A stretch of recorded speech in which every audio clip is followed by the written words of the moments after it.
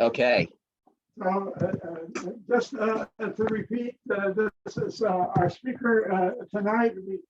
He's going to be talking about the first East-West dichotomy, and we should be recording his PowerPoint. That was an abbreviated introduction because of this snafu. Yeah.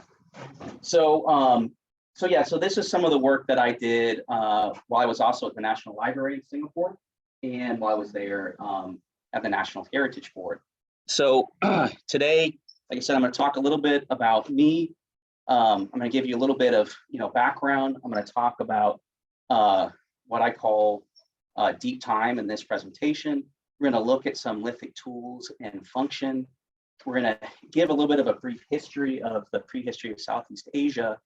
And then we're going to look at this unique relationship that Singapore and the Raffles Museum, which is now the National Museum, had to, gave this contribution to this kind of history of Southeast Asia. And then we're going to reassess this whole idea. So hopefully we'll be able to tie these pieces together about, how we come to this conclusion of this concept that in the Lower Paleolithic, there was this East-West divide, right? So for me, I'm an archaeologist. And like I said, I live in the UK. And when you're in the UK, people say, what do you do? This is normally what I, would receive from folks. And I go, oh, I'm an archaeologist. And they go, okay, so that means you must do dinosaurs, right? Or you do Romans, right? So it's like you do dinosaurs, you do Romans. And so for me, I always found this a little amusing. And when I think about it chronologically, what I do is so much closer to the Romans than it is to the dinosaurs, but it's still really vastly different in time, right? But as far as the subject, as far as the time period and overall thinking of geology, it's like, here are the Romans, here are the dinosaurs, and kind of like, here's what I do. With touching the Romans, if you're looking at that time scale. And it's because there's confusion, right? The confusion normally is for most people just what the heck archaeology is. So archaeology is a field of study where a researcher or a group of researchers goes out into the field to dig systematically into the ground to try to find really old stuff, right? And what it isn't is paleontology, where a group of people or researchers go into the field to dig systematically in the ground to try to find really old stuff. So that's what everyone thinks. Fossils. And so it's like, it's confusing. Sure, me too. And it's simple though. And that's when we're dealing with archaeology, we're dealing with human artifacts and human residues, right? So perhaps people know this in this audience, a lot of people don't. Versus paleontology, we're dealing with animal remains and specimens. It also means that we're operating under sometimes different paradigms. Sometimes they can be similar, but for paleontologists, they're looking at phylogenetic relationships. They're looking at evolutionary relationships, particularly over time. How do different phosphotaxa relate to each other cladistically? How do they relate to current, living species? How can we assess evolutionary trajectories within there? And so therefore, the pressures that you're looking at, the kind of moving bits of the story, are the environment and other species and reconstructing ecologies and so forth, versus archaeology. Now, if you're dealing with the Paleolithic, you're going to bring in a lot of those perspectives. You're going to bring in an ecological environmental framework, but then you're bringing in social factors as well, too, right? So we're going to borrow from the other social sciences. We're going to lean heavily on anthropology, which, at least in the US, archaeology is a subfield of anthropology. In the UK, it's considered a complementary subject. And so, you have to study anthropology courses just so we can kind of try to contextualize this archaeological record and understand what we're looking at. And just to drive that point home for some just general definitions of just what archaeology is. And this is where it can look confusing, particularly in the Paleolithic, and the picture is not very good. But these are actually archaeologically bearing strata. And a lot of times these would look like paleontologically bearing strata. This is just superficial geology. So this isn't actually lithified or very barely lithified. And so, archaeology is a study of material culture and asks all past cultural remains in their social and environmental context, right? So that's where we're bringing in that social factor versus paleontology. We're looking at, complex ecological processes. And archaeology can be divided roughly into two main research areas. So the historic, and then of course the prehistoric. And the prehistoric begins in the Paleolithic, right? And just for purposes of this presentation and put it in relationship to the things you guys have already looked at, of course, where the prehistoric and historic boundary are is relative to the region, right? So if we're here in California, the protohistoric period basically starts in the late 1700s, right? The historic period really starts around the 1820s versus being in the Near East, where you'd say, well, technically the historic period, although we don't normally refer to it as historic archaeology, begins in the Bronze Age, right? So, there's a huge difference. And so you have to know where you are in time and place. And to drive this point home with this kind of time scale and to let us know where we are in our discussion of the Lower Paleolithic, this is not, as some people like to see, the US versus dinosaurs, right? It's us, right? Us humans, so their time scale and our time scale. And, I do show these pie charts. If you guys ever look me up, not that you would need to, on YouTube, you may see this kind of similar slide or me discussing a similar slide up there. So, if you think of it here, it's just from dinosaurs, their extinction to us. And so, you're looking at basically 200 to 220 million years. So the first emergence of dinosaurs, this is their whole existence. That's the whole time period in between. They roughly, of course, as we know, die off around, 65 to 63 million years ago. And then this wedge of time is our whole, what I'm calling human time, right? And if we look at that, human time, or the human time frame, is divided up as such, and we can look at this. So this is the period we're going to talk about. This is the Lower Paleolithic. So we're starting really around, in this case, again, about 2.2 million years rather than 220 million years ago, but 2.2 million years ago until about 500,000 years ago. So we're really looking at the beginning of the Pleistocene, the early Pleistocene, until the Middle Pleistocene. This is really the Lower Paleolithic. There are two different ways generally of making tools. That's the most that we have of human material culture. That's our, if you will, human history record of human culture, right, as it is. We'll look at what members of our genus exist during this time. The next big wedge is the Middle Paleolithic, which is in this time period that a kind of new, more complex way of reducing stone tool emerges. It suggests probably multi-component tools, greater cultural complexity, perhaps greater use of different ecological resources. It's well within this time frame that we have the emergence of our species, Homo sapiens sapiens, and Homo neanderthalensis, and then Denisovans, and some of these other late surviving archaic hominins. It's all within this Middle Paleolithic period. And by and large, for the majority of our history as a species, the material culture more or less looks the same too, for Homo sapiens sapiens, it does for Homo neanderthals and so forth. And that next wedge here, this green one, is the Upper Paleolithic. And I think for most people who ever, did social studies in high school or took an introduction to human history, or maybe a course on, kind of human biology, or even just a general course in the humanities, when you were taught about the Paleolithic in school, in high school, and in college, unless you were crazy like me and decided you wanted to actually do archaeology, Paleolithic archaeology, this is what you focused on, right? This is in the Upper Paleolithic, where you typically have those concepts in the popular imagination of cavemen making cave paintings, in the Ice Age with woolly mammoths and all of this. It's this time period. And then the next little sliver that you can barely see there is kind of the late Mesolithic. So when you cross the Pleistocene into the Holocene, we're currently in the Holocene threshold. You have some people that continue to subsist in Europe as hunter-gatherers. They're called, it's called the Mesolithic period. You also have the emergence of agricultural practices. So effectively that wedge is from the end of the Pleistocene all the way through to the end of the early agricultural period.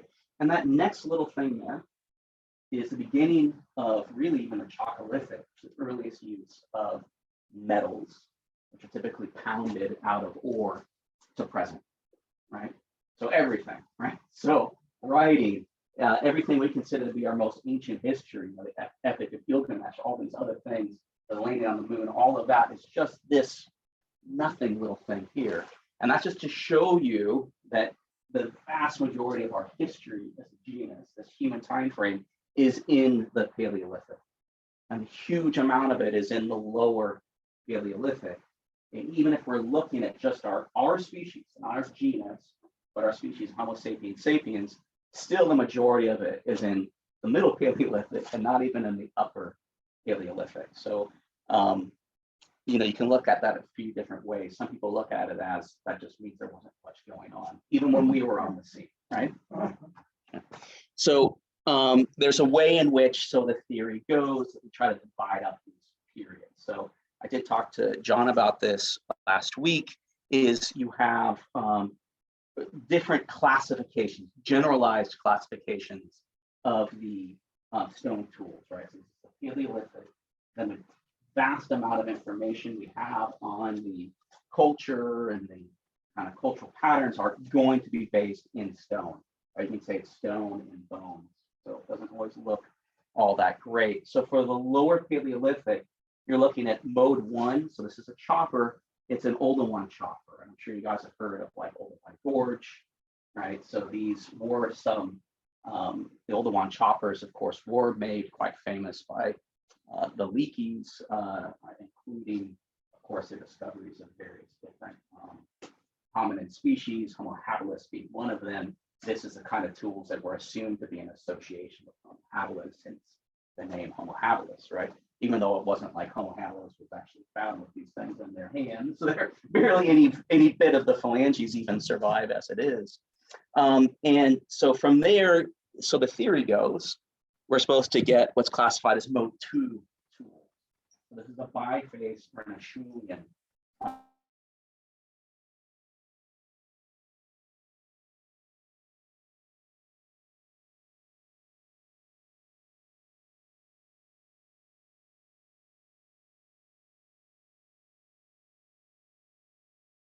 To create a larger cutting edge, right? To be more economic in the use of the tool. So this is a biface, and my internet's having issues.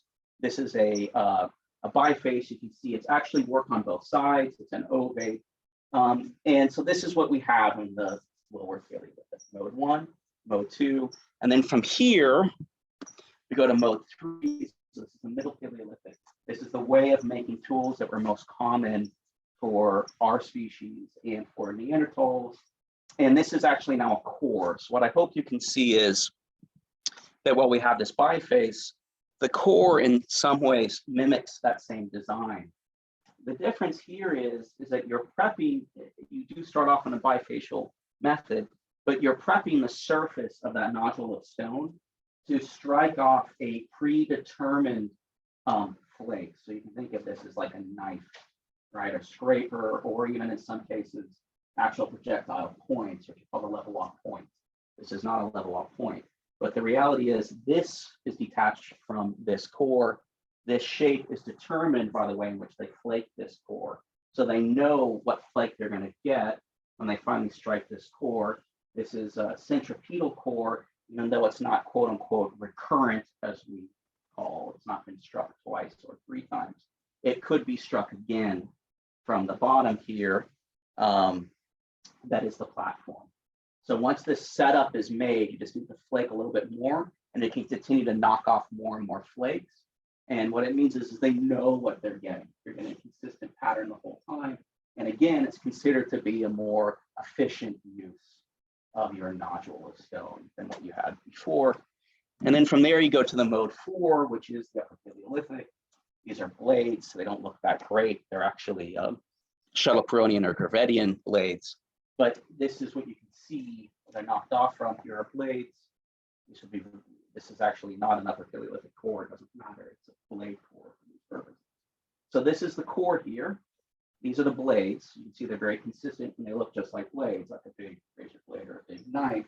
And the way in which you prep that core, as soon as you start to knock off your first 2 or 3 blades, you automatically prep your next striking surface. So here are the scars. So that's where one flake was knocked off. The next flake was knocked off.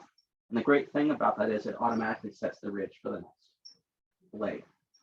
So once you get that process going, you just keep systematically knocking them up. Again, in principle, you can. People screw this up all the time. You see it in archaeological record, and then you need to completely rework the core or throw it away. So, you know, kind of like best laid plans and all that stuff, right? But so again, the idea is that we have this increasing kind of economic use of stone tool. And then even though it seems really dry and boring, people have looked at this from a neurobiological perspective. Because actually we, not me, the field, has spent a lot of time monitoring people, setting them up, looking at brain scans while people are making these tools to try to understand what different structures and what areas of the brain are being used. And it does take quite a bit of complex knowledge and understanding, and of course, social learning to pass on these techniques, particularly by the time we get to mode 3. So even though it doesn't look, so again, this here doesn't look that fancy, the reality is the person needs to have a pretty good understanding of a volumetric concept and be able to look at something and understand what potential is inside of there, and then how you go about reducing it to extract this thing. Yeah, it is. So now these things can be various different sizes, though, right? So you can have very small Middle Philiolithic cores. I mean, I found some when I was excavating. I was lucky enough to go and excavate on a site in Lesotho, and there were cores eroding out of the side of the cave. And so these are middle, well, they're level walk cores, they're prepared cores. They're not technically Middle Paleolithic, that's a Middle Stone Age, but it looks the same. Where's Lesotho? It's a landlocked country inside of South Africa in the Drakensberg. And so, you know, the core was basically not much bigger than $50, right, in its overall size. That's the core. So then the flake you're knocking off is very quite small, almost what we classify as microlithic. Okay, so then just to bring you up to speed here too, when we're looking at this time period, we'll drop through the same kind of scale. And again, this is how the theory goes. If we're looking at the Lower Paleolithic, we're looking at the mode 1 and mode 2 tools. So it goes, we're supposed to be dealing with Homo erectus. Homo erectus isn't the first member of our genus. Homo habilis is, but this is the first member of our genus that's able to successfully kind of colonize most of the old world. So leave Africa, go into Europe, go into the Near East, East Asia and Southeast Asia. We'll learn a little bit more about that later. The important thing to keep in mind is overall, the post-cranial skeletal morphology is very similar to ours, effectively the same. They are smaller in stature, but you know, so am I. So a lot of people in the rest of the world, right? So not much taller than me, a little bit more robust, but again, not beyond the kind of spectrum of potential diversity we have today. Their brains are about, on average, about twice the size of chimps. So you're looking at around 800 cc's, but that's still significantly smaller than normal range today, although you do have some people who, John can speak to this more than I can, who are non-pathological, who have brain sizes below 1000 cc's, but that's kind of rare. And then we get this thing that's called Homo Heidelbergensis, which is just kind of this catch-all term for these kind of late potential erectine. They're not Neanderthals, they're not modern humans, they're just large-brained hominins.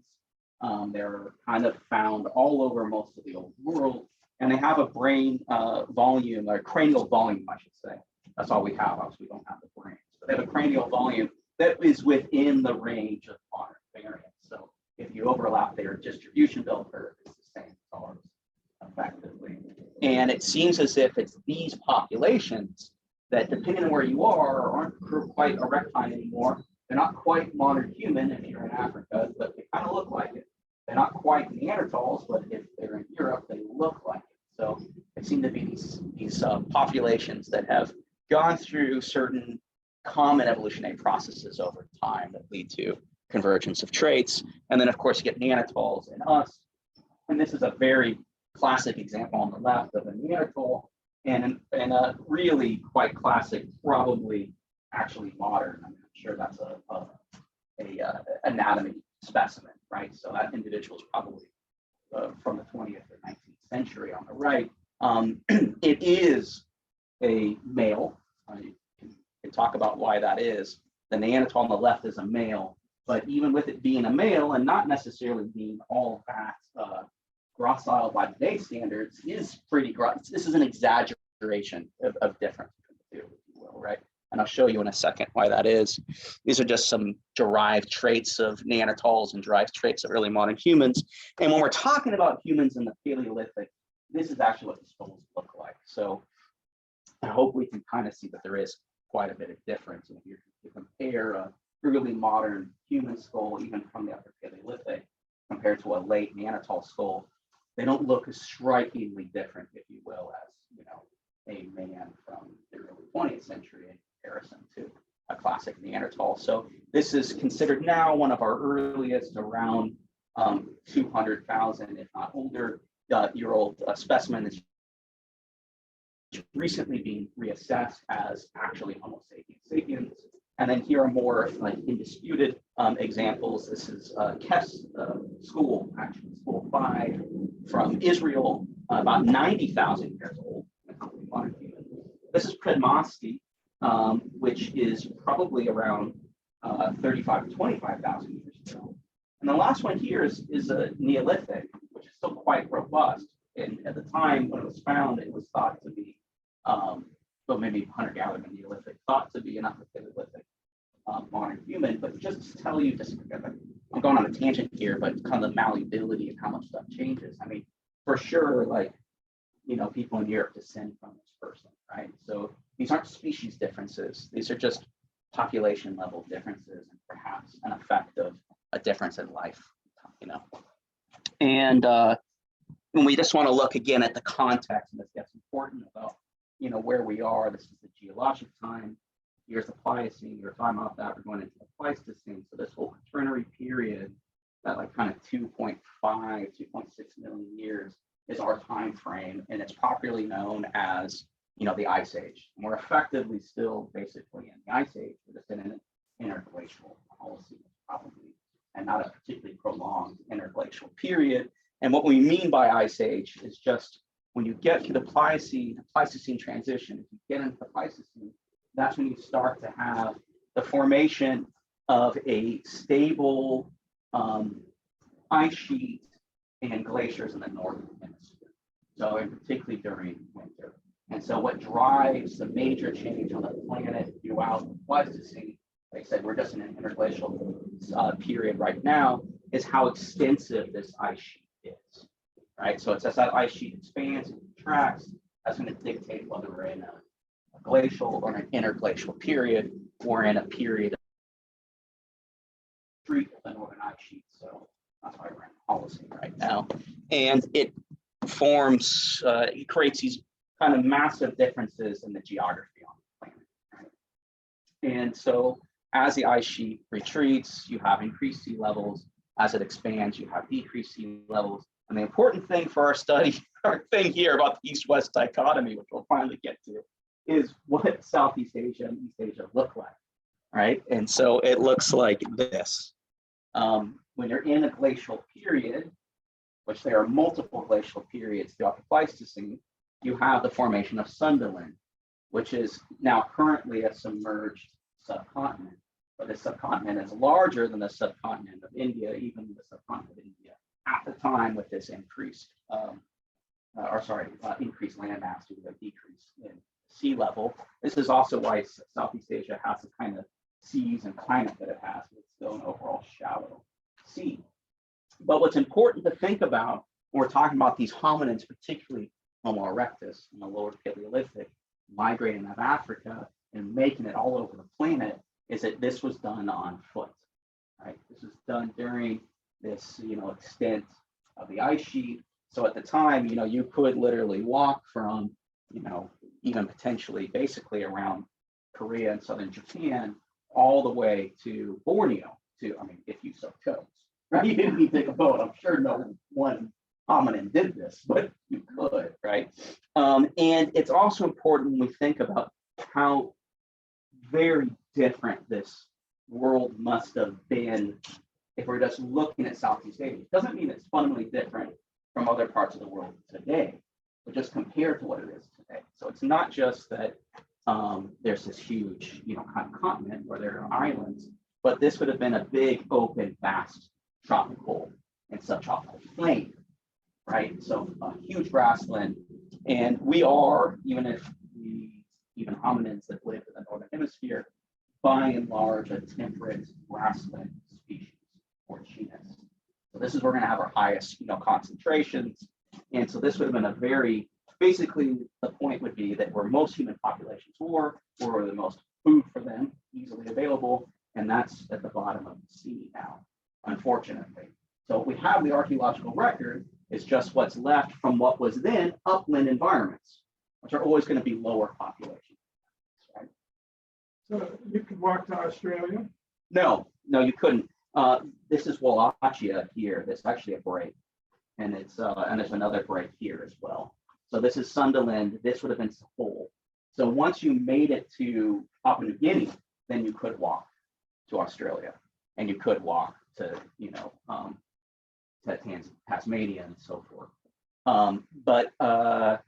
Yeah, it's quite a barrier, but it seems due to Homo Heidelbergensis that some of these hominins did make that crossing. So even though it would have been a narrow stretch of water, it's actually a very deep trench.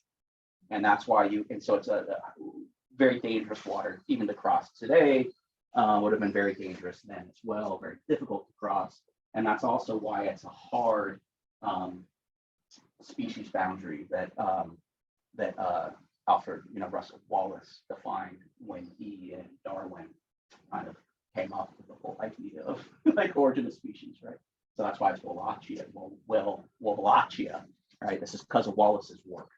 On a little side note, Wallace spent most of his time in Singapore, actually, when he was doing his survey of Malaysia. So he had a far more extensive biological catalog than Darwin did, but he focused primarily on invertebrates.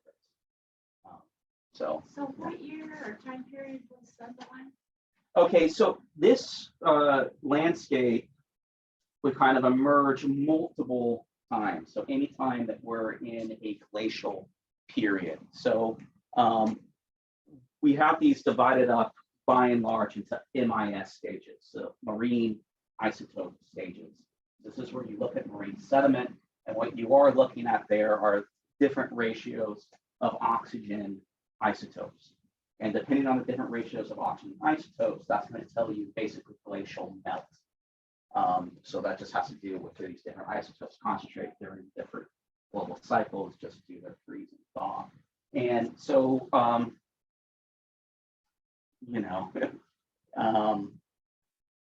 MIS, we're at least going back 11. Sorry, I'm using the wrong number of fingers here. At least going back 11 glacial cycles just to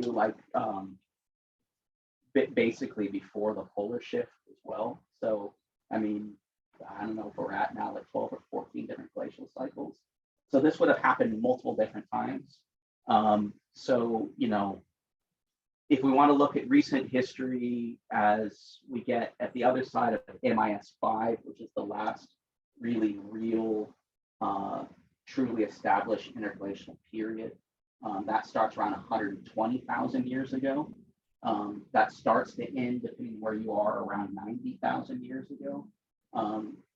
Basically, Northern Europe kind of in the geologic record and in the biostratigraphic record kind of loses out on a lot of the different phases. It's all considered, what it doesn't matter. But basically, once we start getting to about 70,000, 69,000 years ago, there's a massive, MIS5's terrible, massive glacial advance throughout Northern Europe and just across all of Northern Eurasia. So this whole area, kind of, the sea level drops quite dramatically, like probably over a 5,000 year period, but in general, that's quite dramatic in geologic time. And it stays looking like this more or less from about, at least 55,000 years before present until about 12,000 years ago. But again, that also happened. So that's MIS 5. It would have also been like that in MIS 6. It would have been like that in MIS 8 and MIS, right? So every even MIS is a glacial cycle, and the glacial cycles are oftentimes within the last 10 the glacial cycles more pronounced than the interglacial cycle, right? So MIS 5 is pretty pronounced. It actually was a little bit warmer than it is today. So you do see that in like the Mekong Delta, where you can actually see, different sediment formations and scar marshes. You can see that actually the delta extended much further up because the sea level is a little bit higher, but then that drops quite dramatically again. So sorry, guys, that's all just to set the context here of what we're trying to discuss, and I apologize for that. So let me give you to try to kind of get this idea of this East-West dichotomy, this what I call the introductory view of kind of, we're going to focus on Southeast Asia because that's what I looked at and you'll see why, but you can kind of say the same thing for East Asia in general. So, even for me, when I was an undergrad and I was just studying world prehistory, and you open up your big textbook and you get one page and the story kind of goes something like this. And the story is, you get Eugene Dubois, who is a Dutch geologist and paleontologist who, being inspired by Darwin and particularly the descent of man, decides that he wants to join the Dutch Geologic Survey. Of course, I'm sure most of you guys know this, most of Southeast Asia was under Dutch control for hundreds of years. So he joins the survey. And why does he join the survey? He joins the survey because he's convinced that if you go to a place where there are great apes alive today, that's your highest chance of finding potential missing link between us and great apes. That was Darwin's suggestion. And lo and behold, in Java, the site of Triniel, which is, for lack of a better placement, kind of in central Java, yes, he does. He finds Homo erectus, Java man, perhaps some people have heard that. And he, of course, names him Pithecanthropus erectus and really believed this was like a real missing. So doesn't even classify it as Homo. Ernst Mayr classifies it as Homo later in the 20s and 30s. And then from there, this is the late, 19th century. Eugene Dubois stays on until the 20s, even perhaps into the early 30s. And then when you get into the earliest, pre-World War II 20th century, you get a guy called von Königswald, who's a German, but goes to work for the Dutch, who goes out and is even a better geologist and even a better paleontologist in general, and finds more sites, and in this case finds better sites with even more specimens of Homo erectus, so it's not just some one-off thing, better studies, better defines them, goes out to the site of Triniel that Dubois worked at, and actually properly kind of aligns the geology and better understands the chronological context, which is why Dubois hated him and tried to ruin his young career until Dubois got too old. And then you get this other young, at the time, but well-established American Palaemovius, also another person of German descent, but have been living in America. I'm not quite sure, I should know if Movius was born in America or not, but he was at Harvard and he worked with another group of very established researchers, Tura and T.R. Deschardins. Maybe some of you guys have heard of T.R. Deschardins, who most people know in a popular context is a somewhat radical Jesuit theologian, but he actually was a highly, highly respected geologist and one of the first geoarchaeologists, right? And had a lot of clout. And so he goes out, he looks at all this stuff, he looks at the record of Southeast Asia, he looks at the record of East Asia, he's part of the American survey of early man, Asiatic man, basically. He gets all this money to do this before World War II, and then comes up with the Movius hypothesis, right? And so the Movius lion hypothesis is this early East-West dichotomy. So he looks at everything, he looks at the Lower Paleolithic, he goes to the sites, he basically goes, okay, here's what we have. If you're basically on the western side, so if you're in Europe and in Africa, and in some parts of India. We'll show the map.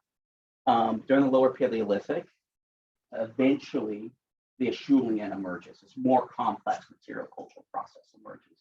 If you're east of that line, if you're in East Asia, and Southeast Asia, you just have choppers, right? They never make it past. Who knows why? There are a lot of different explanations as to why. It's actually still a major research topic today. One of the explanations that I think even Mobius favored was it was an ecological explanation. They're huge, and would have been huge then as there are today, but more extensive in the Lower Paleolithic bamboo forests. So you only needed a simple chopping tool, and the more advanced aspects of material culture are lost, right? What we're seeing are just tools to make other tools, right? So it's like, where are you going to put your kind of cultural investment, right? So they're probably putting it in bamboos and woods. If you're on the other side of the line, they're putting it into making better stone tools, right? One leaves us a better record, the other doesn't, but it gets into this idea that they're kind of fundamental cultural differences and then different learning trajectories and systems that evolve out of those major differences. And so this is from his 48 article. Mobius published and presented some of his ideas and published them before the war. This first publication came out in 44, but the war was raging, so it didn't have much impact. And actually, Mobius was lucky. My understanding is he was in the US, he may have been in Australia during the war, and I'm not sure to what degree he contributed in the war effort, but I would say that his colleagues in East and Southeast Asia, particularly in Southeast Asia, all found themselves in prisoner of war. Because they were collaborating, they weren't collaborating with Japanese some more. Later, they got in trouble for that, but they were accused of course, not being scientists, but being English and Dutch and French spies, right? So even though France was part of, the bad side apparently, but right? They were. Most of them were rounded up and thrown into jail. I know that all of the researchers in Southeast Asia that were members of the Raffles Museum were thrown into Changi prison. Changi prison still exists for the airport. It's still a notorious prison. The Japanese version was even more notorious, right? So it's pretty bad. King Rat? No, actually, I haven't. No. King Rat is a fictional story by James Clavell. Instead of the Changi prison. Interesting read. I'll have to look into that. The modern Changi, like the Singaporean Changi, not the Japanese. Japanese Changi prison. That's pretty bad. Yeah. The Japanese are pretty bad in general. They cut off coronation and stuff. Singapore was tough. But what I decided to do, for reasons that only I know, was right in the middle of my PhD, while I had much more important stuff to do. For some reason, I decided that I remembered all this stuff, and I wanted to see if my introductory view was correct. And there's some other theoretical reasons there and how we try to interpret and understand the evolution of different human material culture in general. So I dug up, because if you have your textbook, you're just going to get this map, right? Like, you're not going to get the article. You're not going to get what Mobius said. It's just like, here's a Mobius line, here's this. Maybe they'll reproduce this map from the 48 article. So I pulled up not just the map, but the article this time. And that's when I start looking. And because I kind of was puzzled too. I was like, wow, how did they have so much information? How do they have so many archaeological sites at the time? Because the field, particularly in East Asia and Southeast Asia, was pretty nascent, right? Even when Mobius came up with this thing. So I looked, and what you're looking at here for the crosses are all individual hand axe, Acheulean hand axe biface bearing sites, right? But then when you look on this side, so you see it's all colored in here, it's all dotted, right? This is your other side, this is your chopper tool side, this is the east side of the dichotomy, and it's like there are 5 sites. So I looked into the article and I was like, did he only have 5 sites to define all of East Asia, all of Southeast? And yes, he did. And not only did he only have 5 sites, but that 2 of those 5 sites, and I knew none of this history, were not just from Southeast Asia, but excavated by the Raffles Museum, right? By this museum that almost no one has any knowledge of today. Most of the history of that is gone, besides this argument that still survives. And so, you know, basically, if you have that kind of not so fast narrative, while we have this idea of what life was like, what material culture was like in the Lower Paleolithic, that's constructed off of a really kind of very limited data set, but it looked nice, it looked neat. And that's kind of that not so fast moment, which would be that the lithics, so again, the material culture, what we know of their culture, not just their physical bones or skeletal remains. The idea is that no lithics, no material culture was found in association with Cranial. So while it's like, here's Homo erectus, here's the tool they use, when you're at the type site for Homo erectus, there's no tools. The other problem is that there's no lithics found in association at the other Homo erectus sites on Java either, right? They're just not there. Now, in Shikoodian, which you see on the map, which is Peking Man, outside of Beijing, right? There are tools. That's in good association. There are choppers, right?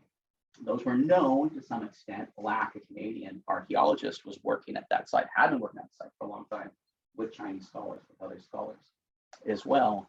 But again, no association of tools in Southeast Asia. That's really what stuff looked like in the 1930s. And that's what begins this whole process that leads to the Raffles Museum being involved in all of this research. It led to the intentional search for the Lower Paleolithic of Southeast Asia. So it was like, we have the bones, that's the view in the 1930s. We have increasing number of them considering how rare these kind of fossils are. But we have no idea what the material culture looks like. So if you will, it already kind of becomes a predetermined analysis. So you're going out in the field to find stuff anywhere that looks like the stuff you have from Shikoodian, right? From the site in China, right? So that's what happens. Now, I'm not saying these guys are bad guys, they're quite interesting guys, right?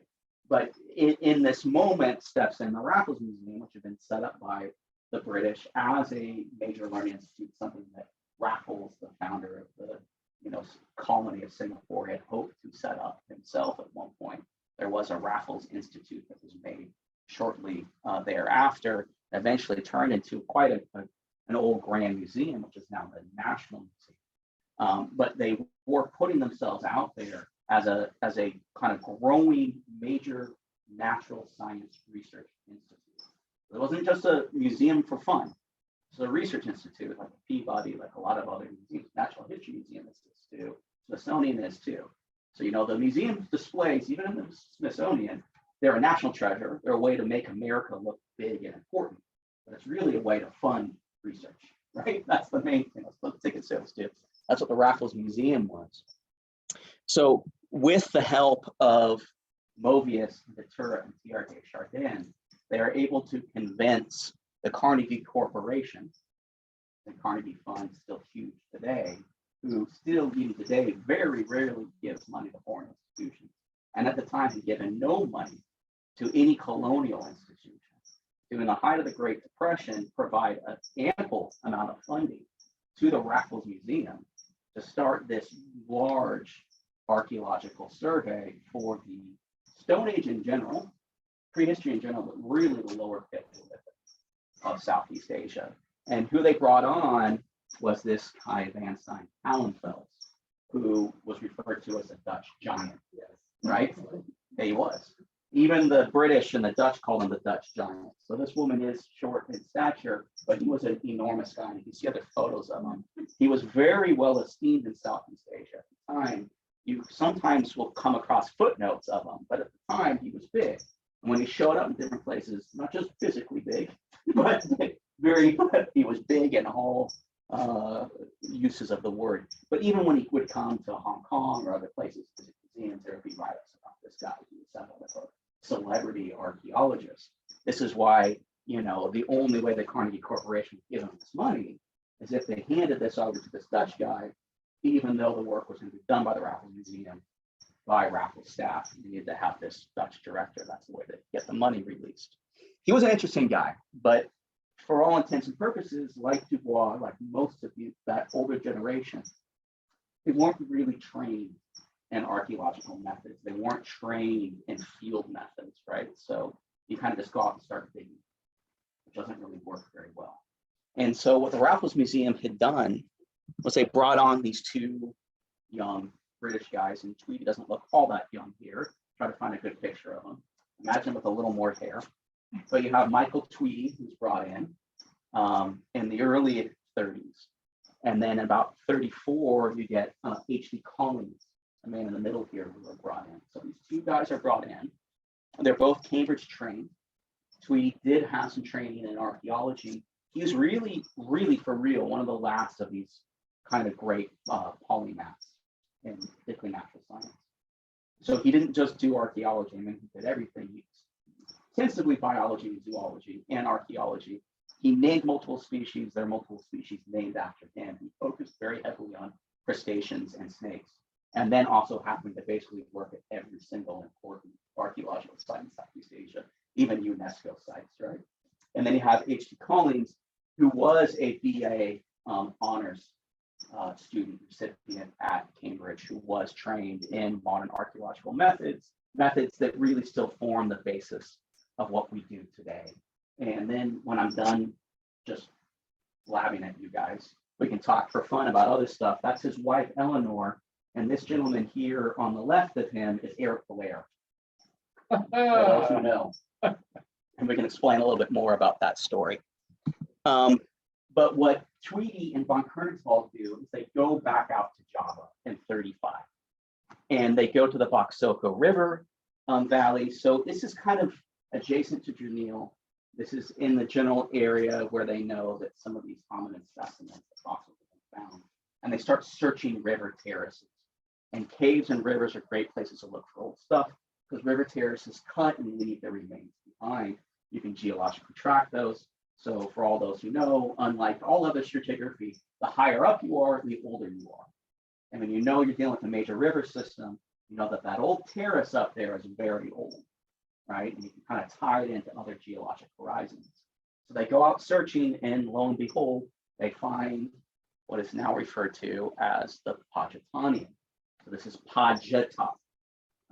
It's Indonesian, the C is pronounced as CH, but Pajatan, right? So it's a Pajatanian on the Boxoko River Valley.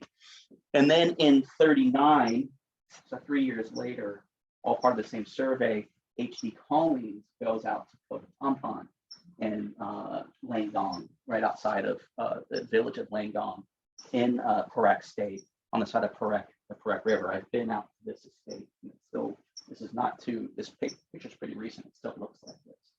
So it was a rubber tree plantation. They're burning down most of the primary forest to plant more rubber at the time. It still is extensive rubber and palm oil today. And as they're burning through here, they can see that they're right along major terraces of the Perak River. And Collins goes out there with his crew, his group of guys. They excavate 2 tons of material. And I've gone through most of that. I'm not the first person to go through that since 38. It's crazy. They take 2 tons of stuff, 2 tons of rocks. Some of them are tools, some of them are just rocks. They bring them all back to Singapore, and then the war starts. Basically, everything has to stop. But before the war starts, he publishes an article in 38 in Nature. And Nature is the biggest science publication next to Science that you can publish in even today. And it's quite a success. He sends, they're able, even before the war, to make plaster casts of the tools. These tools are sent to every, well, most particularly to Cambridge and to Harvard. The Pajatanian tools are already divided up and sent to Cambridge and to Harvard. The notes, pictures of the site, all these things are sent to Mobius. And it's from this material, the casts, the pictures, a brief visit by Mobius before the war breaks out, that he's able to gather all this information together and form like this hypothesis, right? So this is what these tools look like by and large. So these are the Tampanian here. That's Tampanian here as well. And that's some of the material from the Pajatan in Cambridge. This is in Singapore, this is in Cambridge. Some photos that I took. And so basically this whole mess, this whole hypothesis that we know is pretty poorly substantiated. There's been a lot of other work out there, right, that has been done. the lack of access from people just literally not even knowing Pomponian. Again, one of the five, and the Positanian, so the bulk of the collection that wasn't distributed to the rest of the world, or even still in Singapore, most people did not know this. I mean, this is where my little, like, this is all the stuff I discovered. I wasn't even doing with my PhD, and started reaching out to people, kind of going, I'm pretty sure it's there. Can we try to find it? And yeah, it was there. But as a question of all, like, as a consequence of all of this confusion, there have been just tons of questions that have emerged when you actually dive into the literature, particularly in the early 2000s to present. So there's questions over the artifactual status of the lithics. So there's 2 tons of rocks taken out of Pomponian. Like, the few stuff that people saw, you see the picture of it here, it's just like they're rocks. They're not stone tools, they're rocks. You know, Collins was just confused. So it ranges from that to ideas, okay, so if Mobius was right, then why does this look this way, right? It seems like we're just dealing with Homo erectus. It seems like we should be dealing with the same species. So why is material culture so different? People were no longer satisfied with the bamboo hypothesis, right? So is it that there's just huge differences in the raw material limitation? So the fact that in just some parts of the world, there's stone tools that are better suited for making stone tools. Like if we're here, fortunately in California and in the Bay Area, for the Native Americans that lived here who were still basically, you know, using a lithic-based technology by the time the Spanish missions came, we have obsidian in the North Bay that was extensively treated. Obsidian flakes very well. It's just natural glass, right? As opposed to quartzite, which is unpredictable. But then you have the idea of cognitive limitations. It became far more popular, particularly in the 90s and early 2000s. So kind of the thing is, well, the tools look so different. It seems like the Acheulean is more complex. It's more difficult to make, right? It takes a more complex mind to make it. Maybe we're not dealing with the same species, right? There already were some arguments that, well, you know, maybe erectus is really an East Asian and Southeast Asian thing. And this thing that we call erectus in Africa isn't erectus, it's ergaster, right? Which is a name they already tried using. And you can see some slight differences in the derived traits of cranium, right? Like it's really phrenology, which happens again and again. It's why some people are emphatic that there's a difference between us and Neanderthals. That all comes down to primarily external cranial shape and some examination of indicaps again. So brain's the same size, we know that, but it's in a slightly different shape as an effect of a slightly different shape of the skull, right? So maybe there are just some big differences, right? Maybe some of these derived differences in the crania of erectus compared to ergaster is why erectus could never make Acheulean. And that's why I would say still the dominant viewpoint, even today, is probably East Asian erectus didn't evolve into Heidelbergensis, didn't contribute to modern populations. So even if people can admit that Neanderthals did, Denisovans did, it's still kind of like, well, these erectus things in Southeast Asia and East Asia must have been replaced by other older hominins who then contributed to some modern populations today, right? And then just disputes over age and chronology of stuff. So the only thing I would say for me, and I kind of want to stop here and just take some questions, we can kind of have more because I've been talking for a long time, more of a general discussion. But for me, disputes over the age and chronology of the sites, that's the accurate thing. So I could tell you, as someone who's looked at the tools, and this was the point to get through everything, they're tools, right? Like, not only that, here's a biface from Farhan from the site, where there's supposed to be no bifaces. Here is one, right? So it's there. That's for sure a tool.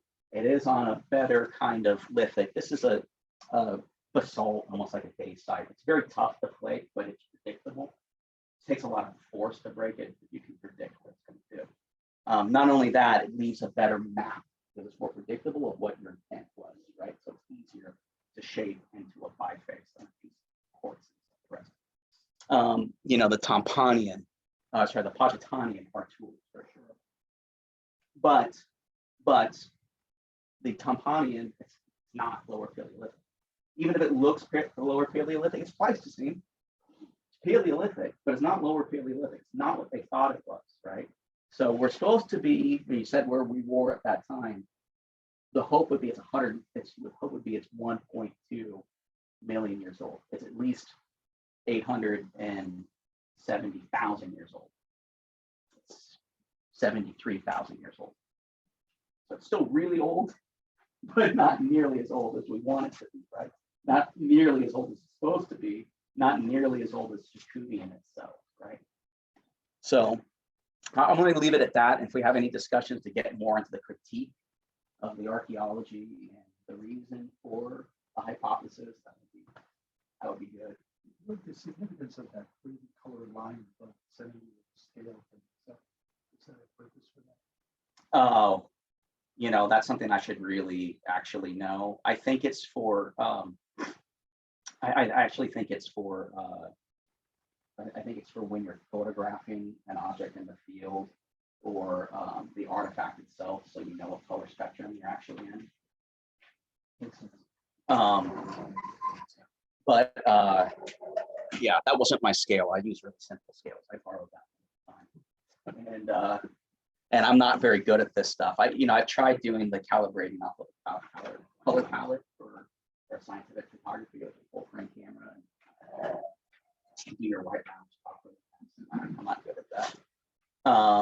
But yeah, I mean, you can have fun and look through some of the other artifacts. Like these things really do look like choppers. That's from Tanzania. It's also quartzite, right? Yeah. So yeah, that's kind of where we're at. I mean, if you want me to say a little more, when you start to look at the tools themselves, the chronology is wrong. But beyond that, to me, I mean, this is from Kotatampan here. It's not very great looking. This is from Pachita. Some of these were actually even known by Mobius. I mean, they're bifaces. Like they're showing bifaces. So they're exactly what they're not supposed to be, the actual material from the type sign. I can come up with reasons from the way that I can hypothesize this is reduced for me to say, which is of no interest to you guys, but let me say it anyway. I mean, it really isn't, because it's really like dry and stuff that lithicists care about, right? That could, like, you could argue as a lithicist, like the lithicist, someone who specializes in stone tools, that like, no, it's not, because it was reduced this way, right? Meaning that they flake the tool a certain way, which would suggest perhaps it was used a particular way, you know? So you could kind of argue like, no, it was flaked this way because it was being used like a chopper, and then it stopped being useful that way. So you started using it this way, and then you flaked it that way, and it stopped being useful that way. So then you started, so you'd see these flakes. These are reduction flakes, right? This is what shapes it. So like here are a bunch of big flakes this way, and obviously at one point there are a bunch of old flakes that way. So it's like a little clunkier, but you know, also no one ever said that the Schuling biface needs to be used that way. Like not only that, we talk about the fact that a Schuling. So the way I've described this in such a way is just try to say no, it's not a biface, right? It's used like a chopper.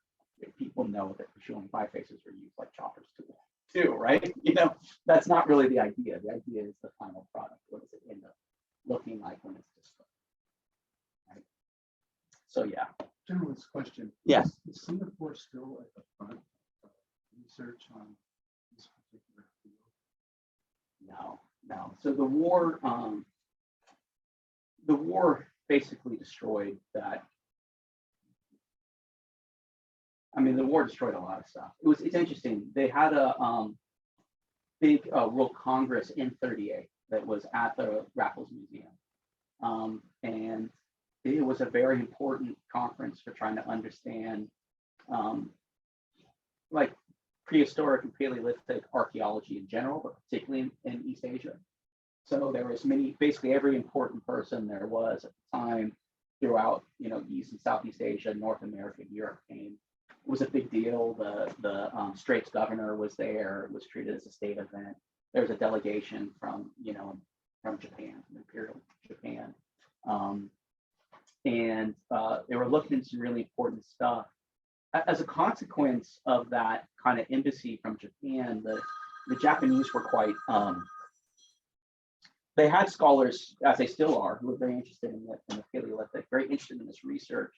And I've read some really strange, interesting stuff. Like from my understanding, the emperor was also very interested in Java Man and Songaren and these other Homo erectus sites. So the Raffles Museum, which was both a good thing for the collection, but ultimately due to the war and then just due to the post-colonial chaos, the collapse of the colonies, the British colonial system, which didn't really collapse, was handed off, but the collapse of the Dutch system and the collapse of the French system, which caused things like the Malay crisis, right? Caused the British desire to properly, effectively release these things and not let the communists take over, right? That was the concern, right?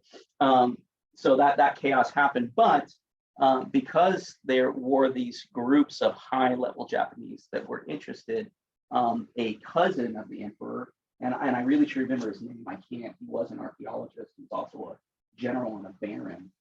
He had already pre-selected the Raffles Museum to be his post before the invasion of Malaysia and before the taking of Singapore, which was an absolute blunder on a British part, when Singapore fell.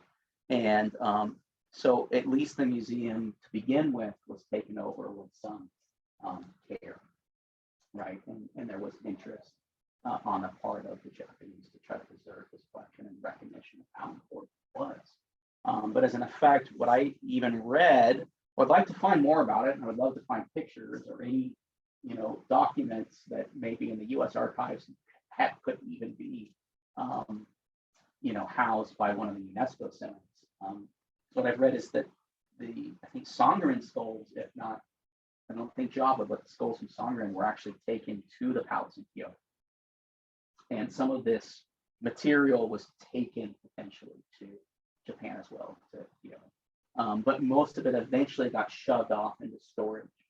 And the whole accession catalog was put into a special safe bunker, which wasn't safe during the bombing and retaking, and everything got water damaged and covered in mold. I mean, that material was recovered, but it just shows the state of the collection and state of the museum notes at the time that everything was given back to Tweedy Collins.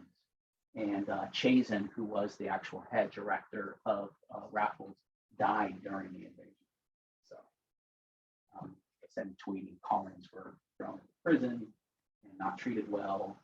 Other individuals like Van Heekeren, who's the father of Indonesian archaeology, he's Dutch, but he trained the whole generation of Indonesian archaeologists, were also, thrown into jail, thrown into prison. It's all pretty bad. What's Blair doing in that picture? Yeah, let's hear that story. Do you guys know who Eric Blair is? Anyone else? Orwell. George Orwell. So Eleanor H.C. Collins and Eric Blair are childhood friends. They all were neighbors together. And Collins's father was the doctor to both families. So Eleanor, I think, lived in the middle, and Collins was here, and Eric Blair was here. And there was a love triangle between the three of them the whole time growing up. And so when Orwell had finished his degree and was back down in London teaching grammar school, trying to struggle, Eleanor was still back in Suffolk, and Collins was finishing up his honors. And they were kind of sort of just engaged, the two of them, but Eric Blair kept going and visiting her because she was back home and his train ride was closer. So she finally convinced her Eleanor to have an affair with them and sleep with them. And Eric Blair was really pathetic about this and wrote about it later, and even wrote a novel about it. And Collins found out, of course, finished up his degree quickly, came back, married Eleanor, and they went to Singapore. So they left right away for that. But actually, the three of them stayed lifelong friends. And somewhere in Collins's personal collection, which was actually auctioned off at Sotheby's, parts of it, some of it's still owned by the family, some of it was donated to local museums in the UK, or somewhere in the archives in Singapore is the initial draft of Animal Farm, because he sent them, he sent the Collins his first drafts. So that's a known fact. And actually, when Collins's personal library and effects were auctioned to begin with, the whole thing was almost like bulk purchased by a publisher because they knew that there were love letters from Orwell. And they bought it just for that. It's terrible. Actually, it's terrible. It's terrible for research because what people really need are Collins's field notes because he worked at many different important sites. The field notes from Pomponian are gone. I've talked to Harvard. I've talked to the Peabody Museum. Like I said, I was there very briefly, and like it's kind of tough to find. There's bits and pieces here and there. The original field notes were taken with Collins. They probably were sold in that auction. They probably were sold off to someone else for almost nothing because the publisher was interested in the love notes, right? That's where the money was. They wanted to make they did eventually publish. You can read the love note, but, or the love notes. They published a compilation of personal correspondences of Orwell. So yeah, and there's these guys were so funky. Actually, if you just want to get into that history of it, like who these guys were themselves and who they were connected with, and like the whole field of kind of like Paleolithic archaeology then, was like so much more. I mean, kind of understands why people came up with the idea of Indiana Jones. Like, so you have like Orwell, but then, they're working with Pierre Desjardins, who was a really legitimate, very famous, geologist, kind of early archaeogeologist. I can't, Gardner, or whatever his name is, the inventor of Wicca, right? The cult leader. He actually was a collector from Johor for the raffle. So there's these really funky guys that were just around the whole thing. So I got through all of his personal letters to the archives in Singapore. Kind of crazy. Yeah. So interesting that you talk about the fall of Singapore. Yeah. Why was that? And Winston Churchill didn't. They had the guns pointed towards the sea, right? That's what they say. And the Japanese came by land down that peninsula. Bicycles. I think bicycles were. Yeah, it was on bicycles. Were involved, and they hadn't thought of that. The other thing was Churchill underestimated. He was good on Germans, but he was not good on Japanese. And he had this theory that Japanese would never be good pilots because they had genetic problems with their eyes, with their vision, right? And they weren't going to be able to fly. So he was dead wrong on that. But I want to briefly ask about the New World and your map of Sunderland, and when Siberians would have crossed, right? And National Geographic just came out with this great map that talked about the boat hypothesis, right? Yeah. And that if they walked across, they couldn't have done it until around 18,000 years ago. Even more recently. But if they had mastered boat technology, they could have come as early as 26,000 years ago. Can you comment on that? If they had mastered boat technology, they could have come even earlier than that, right? I mean,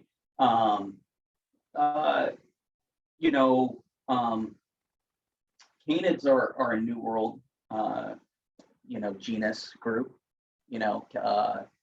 Dogs, coyotes, dire wolves, all that. Felids are Old World. And during the even early Pleistocene, I don't want to misquote here, but I actually think at the Pleistocene exchange transition, there's an exchange with canids and felids. So felids enter North America. So as soon as you get that ice age cycle, there are periods in which, for sure, the land crossing is stable enough for obligate carnivores to cross, which means that the faunal exchange through the ice-free corridor during different times would have been massive, right? Massive. So we're kind of quibbling over things that we're getting a better understanding of. That's what we can kind of quibble over them. But what exactly that ice-free corridor looked like at 18,000 years ago, because we're starting to push some sites in North America, and for sure sites in South America, like Monteverde, all the way back to 18,000 years ago, right? And so that kind of makes, like, how was it? For me, I never thought that it was of fundamental importance that they walked the whole darn way across. Like, to think that they came into, and you have to think that that's Eastern Beringia is how it's described, so Alaska, the majority of Alaska. The thought that they came into Eastern Beringia or settled into Eastern Beringia starting around 25,000 years ago, I have no problem with. And I think that's becoming more and more the case, that people accept that time frame. For sure, the same material culture is on the Asian side that we eventually see on the Eastern, the Alaskan side, starting around 14,000 years ago. So if that population is there for 10,000 years, it allows a couple of different things. It allows for them who are living it to be able to sneak across when the ice-free corridor is a little bigger than we think it is, right? You know what I mean? And we don't have a record of that time period.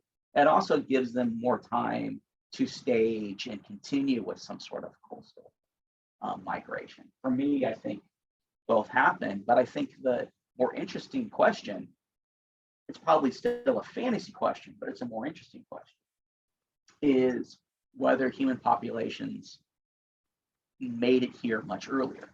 And I think that while that hypothesis should be taken with a big grain of salt, right? It shouldn't be outright dismissed as crazy. So the reality is, like I said, we know that there are large vertebrates making it across by land throughout many different periods of the Pleistocene. We know that there are archaic hominin species going up into Korea, at least at that time. We're seeing more and more evidence that archaic populations were living in Siberia and able to sustain themselves in Arctic conditions, like the Denisovans being found in Tibet, right? High altitudes, Arctic conditions, for sure. They have pretty good, what we call exosomatic adaptations, good material cultural adaptations that we don't have evidence for. So we have their little stones that clearly were making something like tailored clothing, right? They're pretty confident and capable of doing a lot of different stuff and using a lot of different material items, cultures, artifacts, and social mechanisms to protect themselves from extreme environments, right? So with that being the case, I don't see it as absolutely beyond the pale of reason that perhaps some of these hominins made it into North America. Now, there's a reason for me to say that, which was another big Nature article that I thought you were going to bring up to begin with, that when he started saying this, that came out about 4 years ago, in which in San Diego, they said that they felt like they were pretty good evidence at a major freeway construction site that we had a mammoth butchery.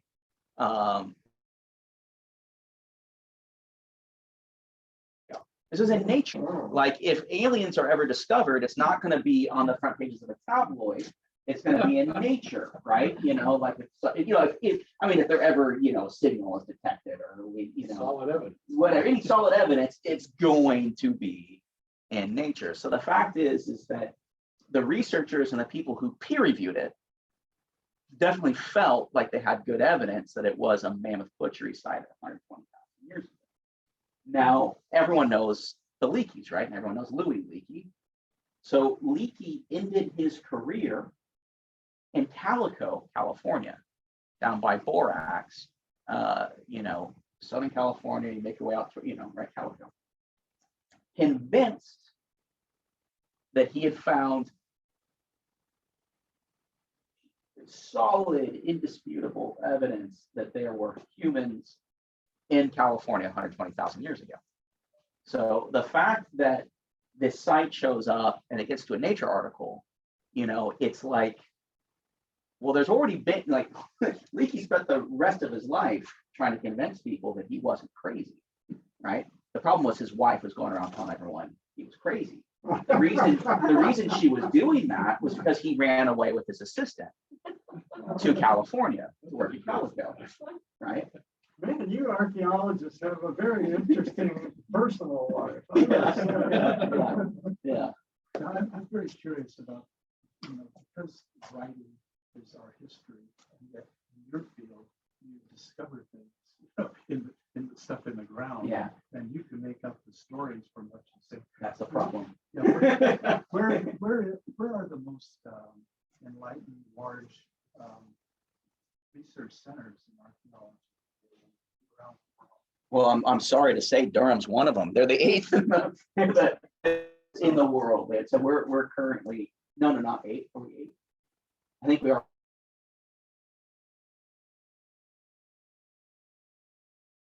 One. Brown is one, but not for this time period.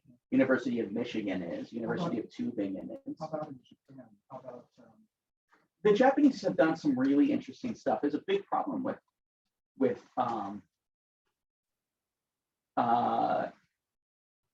so Japan is kind of like another California, because like it's a place where there should be tons. Okay, so like Jomon, like I shouldn't say, not that you would necessarily know that. I'm being sorry. Yeah, and she's American, right? But the Jomon, right? I know you guys travel, but you guys went out today. So like for the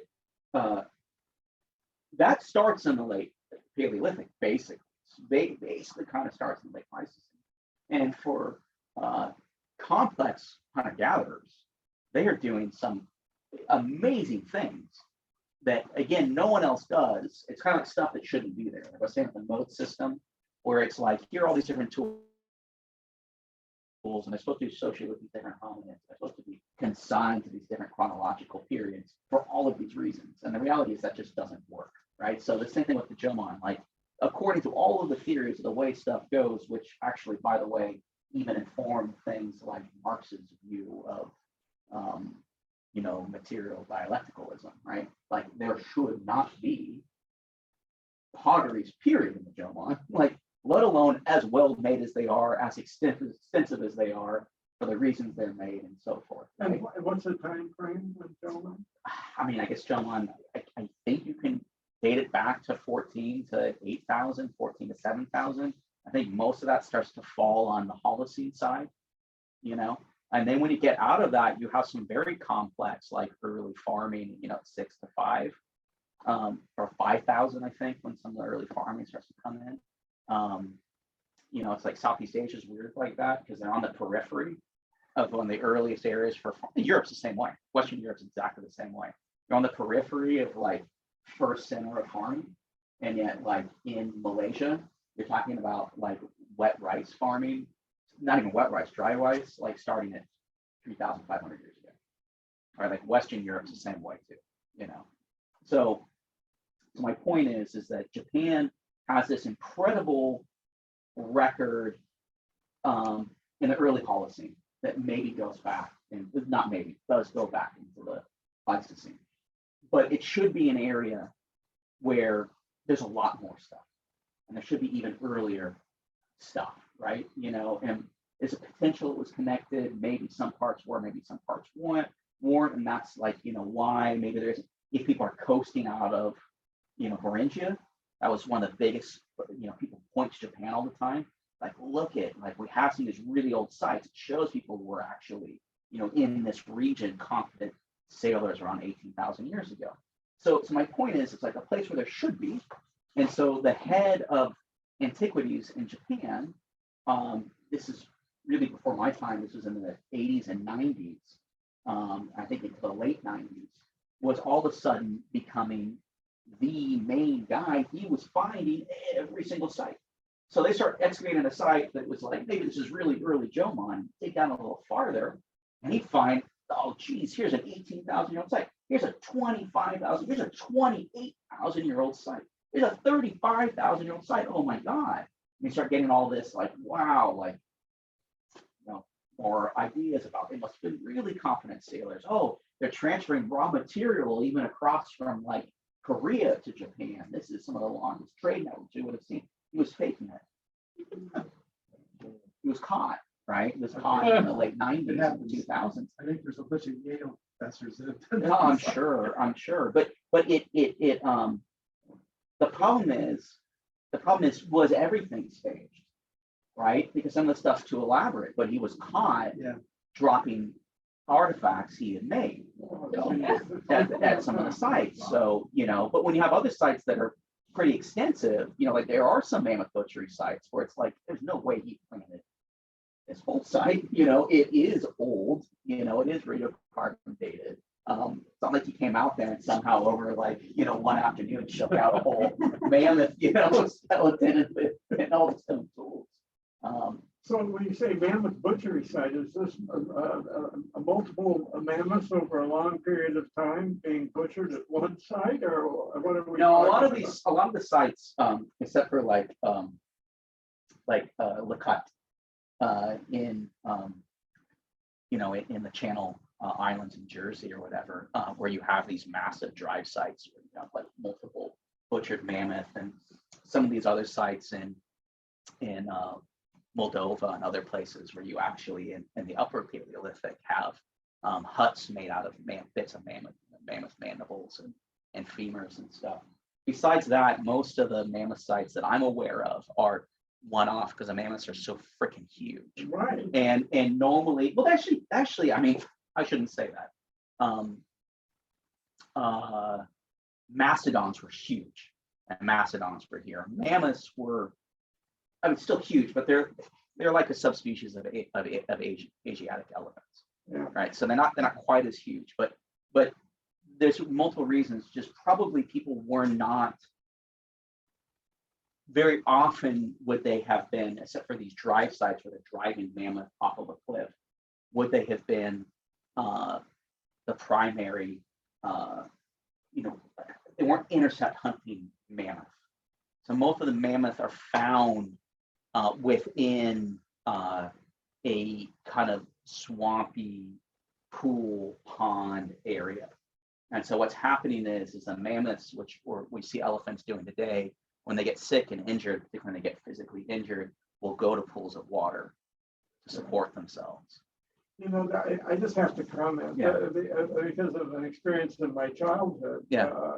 I went to camp near in northern Kentucky near a Big Lick. Okay. And Big Lick is named after the salt deposits that animals would be drawn to for the salt.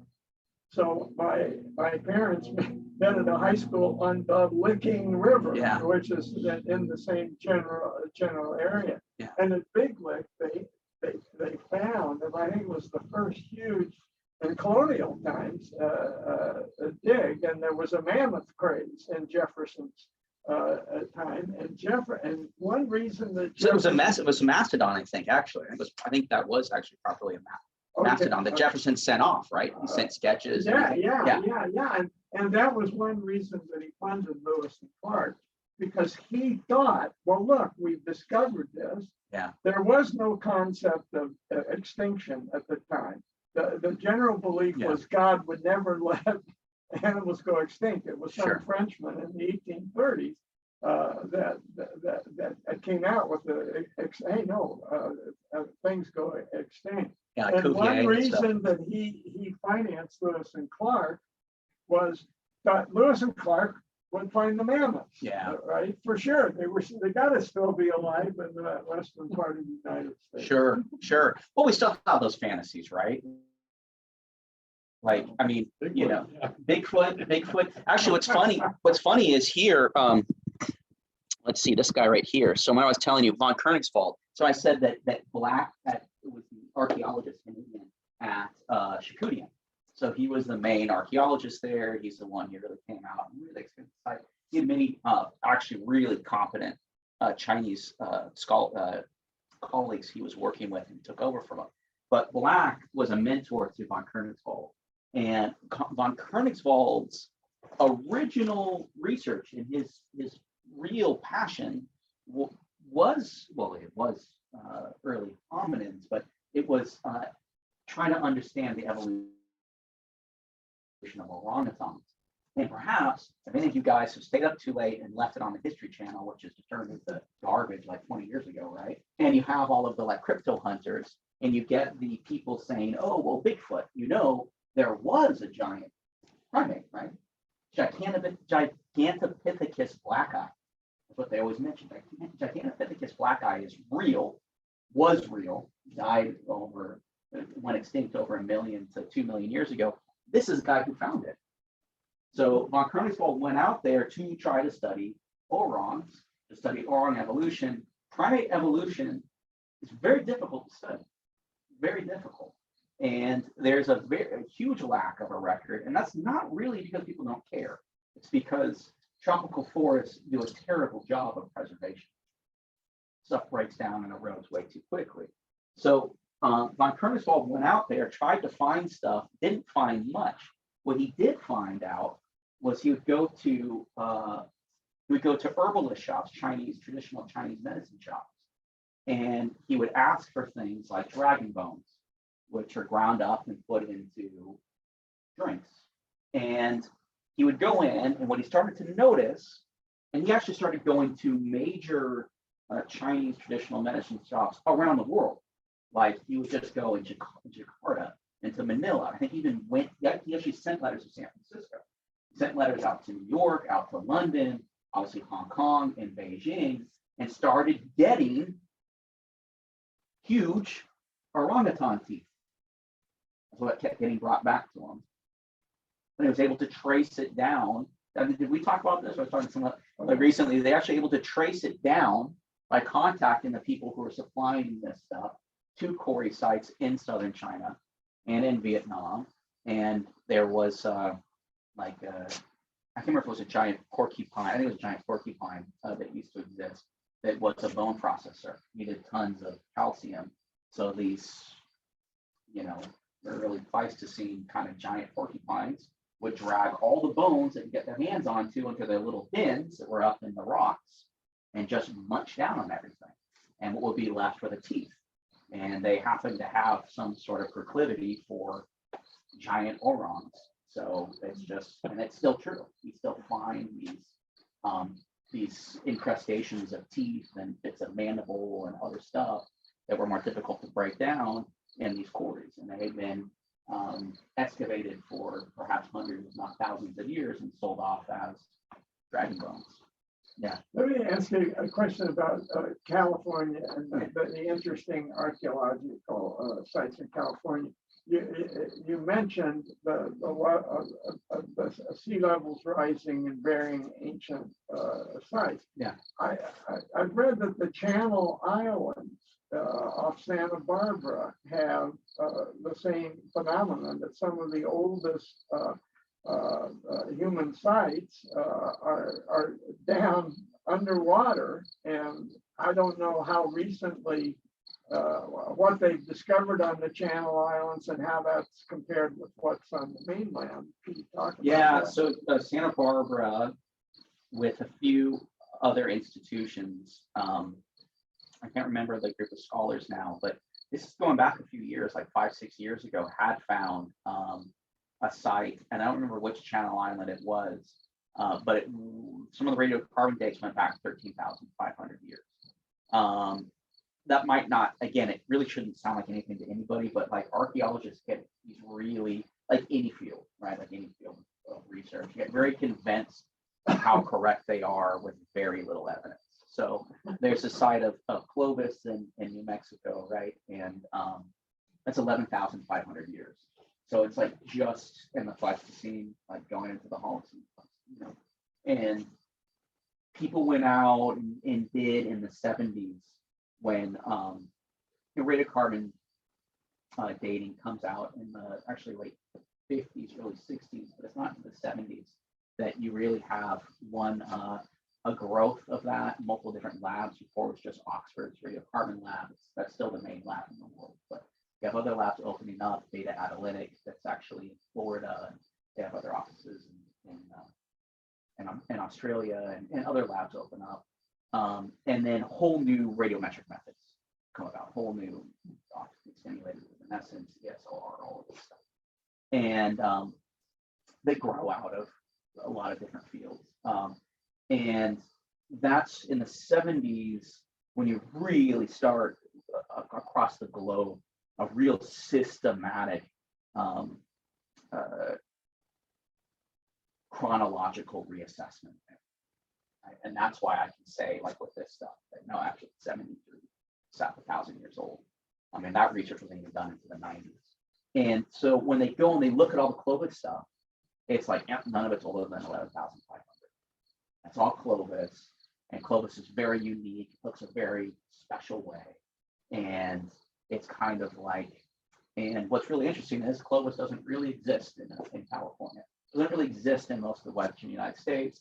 And when it does, it seems later, and it seems intrusive into another material culture that is like later, right?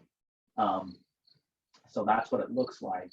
And that kind of helped drive this ice free corridor hypothesis. It's like, well, of course, because the ice is keeping them out of California and they're being driven right out into the Central Plains. And so they're spreading out rapidly through the Central Plains, you know, colonizing Texas and, you know, all the way down to the Panhandle, down to Florida, and then up the East Coast, and then eventually making their way into the Western United States. You have the Rockies, you have all this terrible environment, you have all, you know, whatever, even though Lahontan was beautiful lakes, you know, that's what's all the fire today. And so they got very convinced of that. And now people have gone and really looked at like over the last few, you know, 10 years, 15 years, and looked more at, for lack of a better word, we call it stem point present, stem point tradition. It was assumed to be a little later than the Clovis. So like somehow related, but a little later. They really go through, look at these sites, really date them, really try to find new ones. And kind of right away, it was like, no, actually, like Paisley Caves is 14,000 years old at least. You know, these sites in the Channel Islands are 13,000. But of course, there are people who are like, this can't be, there are problems, there are this, you know, like Paisley Caves, the earliest archaeological horizon, they radiocarbon dated a coprolite, which is like old species, and because they were convinced it was human. So it was like, well, it's not even, it's like, because not only you date charcoal, and then the argument is, well, the charcoal could have been from a fire, right? Like it could have been from a naturally occurring fire, not a human fire, and it just blew in. So the fact that you have a 14,000-year-old piece of charcoal in this cave doesn't mean that that strata is that age. So they dated the feces, right? Because they thought it looked like human, and the date came back really old. And then the response was, but it's actually a wolf, right? And it's actually from a wolf. And so then they actually extracted human DNA from it, right? And it was like, oh, but it still could be wolf. It was literally what people said. Oh, it still could be wolf. And then someone said, well, if it's wolf, then they must have eaten a human, right? Like 14,000 years ago, meaning they were there, right? That's what these things turn into. Yeah. Well, listen, Okay. David, Yeah. thank you so Thank you. much. We appreciate it. We appreciate the time. You've done pretty well for a kid who grew up on Moeller Road. on Moeller Road. He said he used to cut through I did. Mackenzie and Stephanie's area and our orchard to get into the open space. A lot. When I was younger. Yeah. I don't know how you didn't catch me. Do you know that, Ari? Your dad used to sneak into the through our neighbor's yard and our backyard to go in the open space. I probably saw him and we said, who is that kid? We got to have him back someday.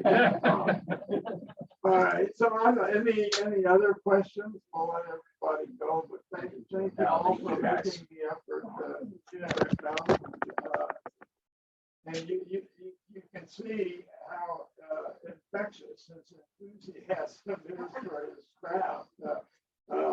And I really appreciate you taking the Thank you, time guys. today. Yeah, thank you. So I appreciate it. Your last chance to be on the recording. Oh, I'm going to stop the recording now if it's still going. All right. Thanks again.